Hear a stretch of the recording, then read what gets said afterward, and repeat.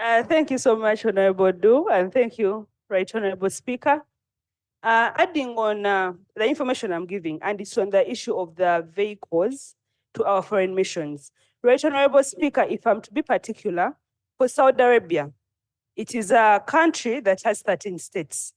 It handles all issues to do with labor externalization, but they have one vehicle that is in a very poor condition.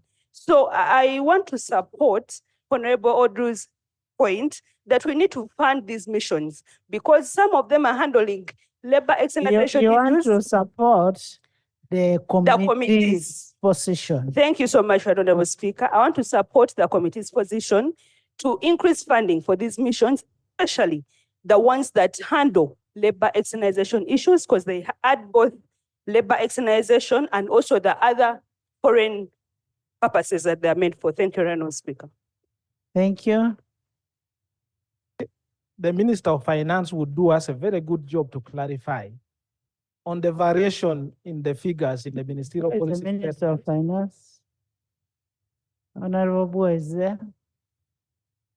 Honorable Bua is my neighbor, and he has a history of other things other than finance and mathematics. But the point I'm raising here, Right Honorable Speaker, is that 1.613 billion shillings that had been proposed in the ministerial policy statement does not tally with the figures in the appropriation bill. And we are going to approve.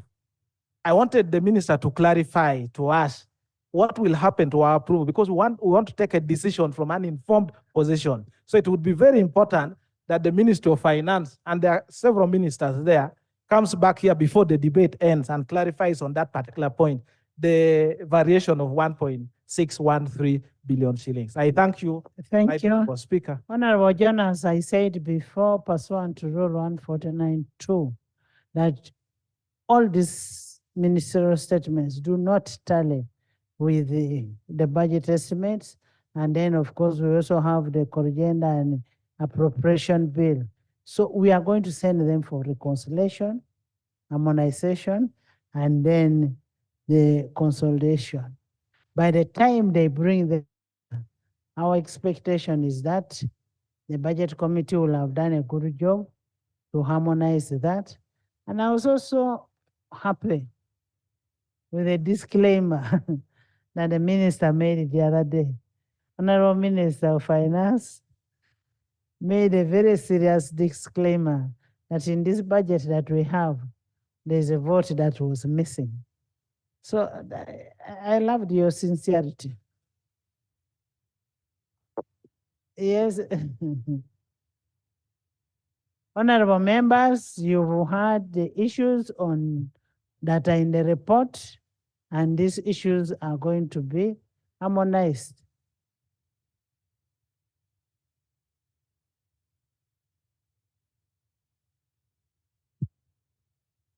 Thank you very much, Right Honorable Speaker. Right Honorable Speaker, my concern is about the foreign mission in Pretoria. Really, I want to concur with the report. They have really done a very good report. It's very elaborate. However, foreign mission in Pretoria is handling very many neighboring countries. However, they have not been well facilitated in order to reach those neighboring countries that they're handling.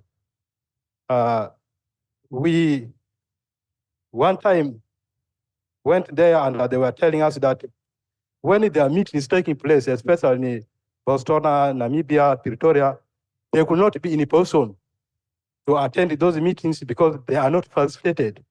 Their facilitations that only to handle issues that are to do with South Africa. Yet there are other areas that they are supposed to handle.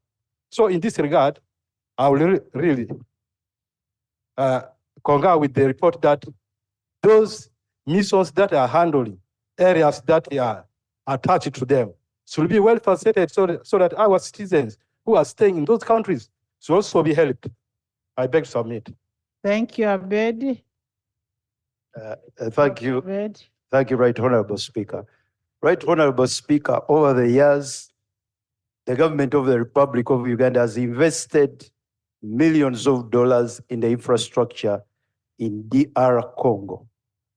And I've observed that our trade has gone up ever since that time. But I want to know from the Minister of Foreign Affairs and Finance how this investment is impacting.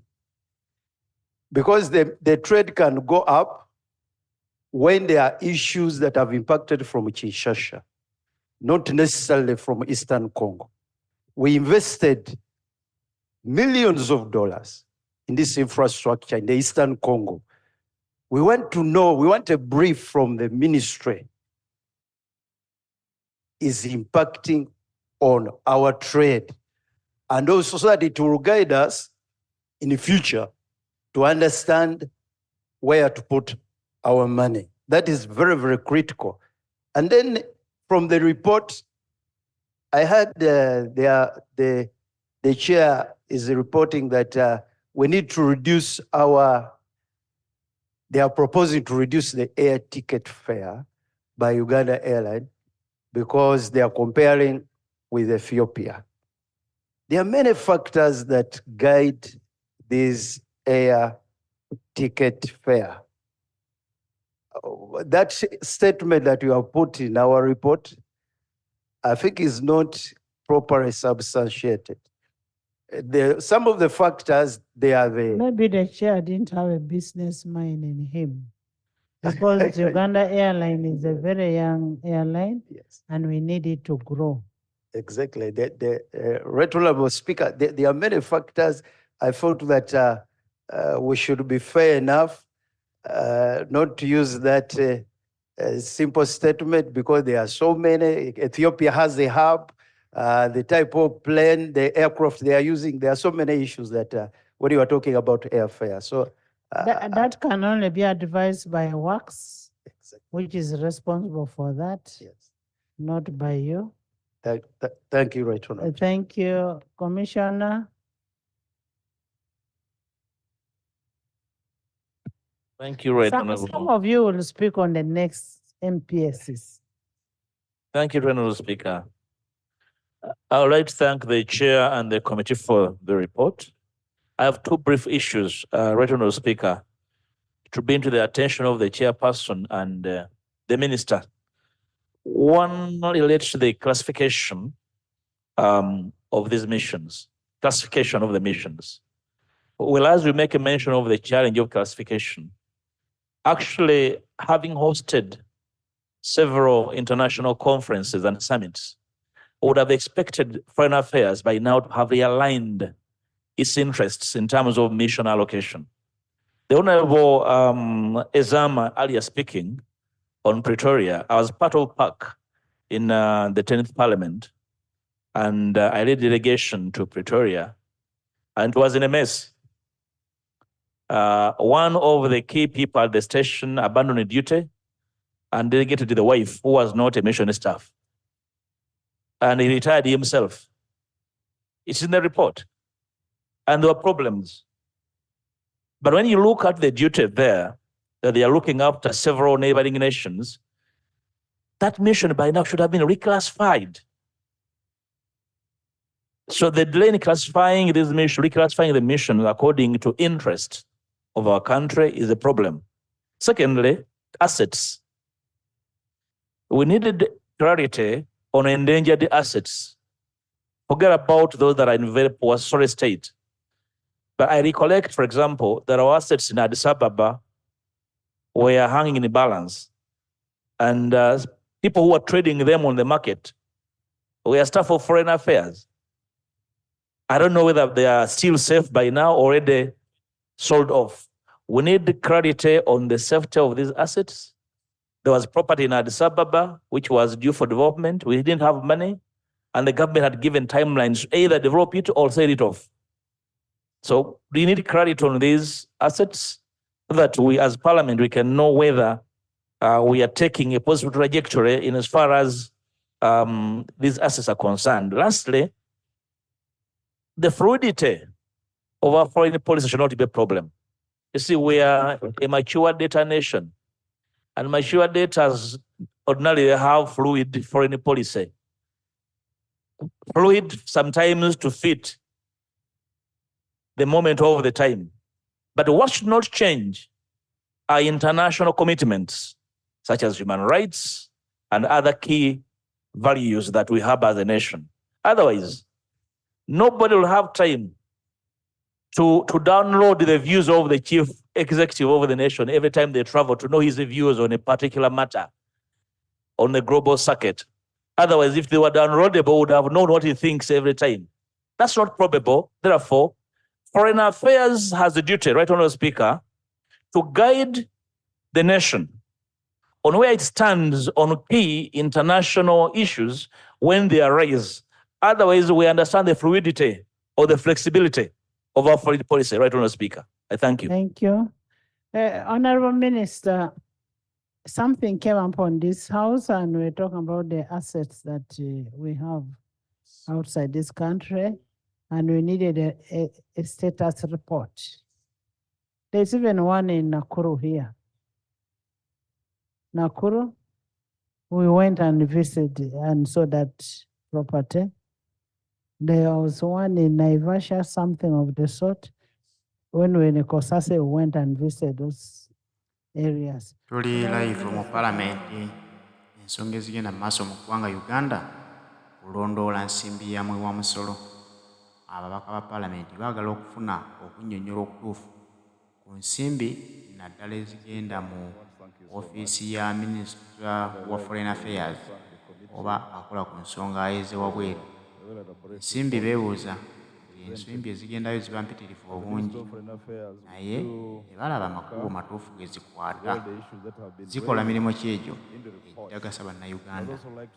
Ekintu kino ekireese gavumenti okuteeka ababaka ku nninga bannaabwe kivudde ku bannayuganda okukuba enduulu nga bagamba nti ensimbi y'omwe w'omusolo etokomoka nga eyita mu palamenti, enguzi esaasaanidde Uganda esibuka mu palamenti ate nga teviira ku muntu mulala yenna wabula sipiika wa palamenti yennyini Honorable Anita Amongo yasibukako enguzi n'eryoka esaasaanira awalala.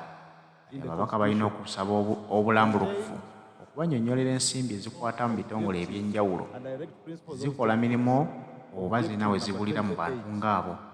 Byonna bannayuganda bajja biboogeza kubanga baagala okumanya ensaasaanya y'ensimbi zaabwe ebawa emisolo.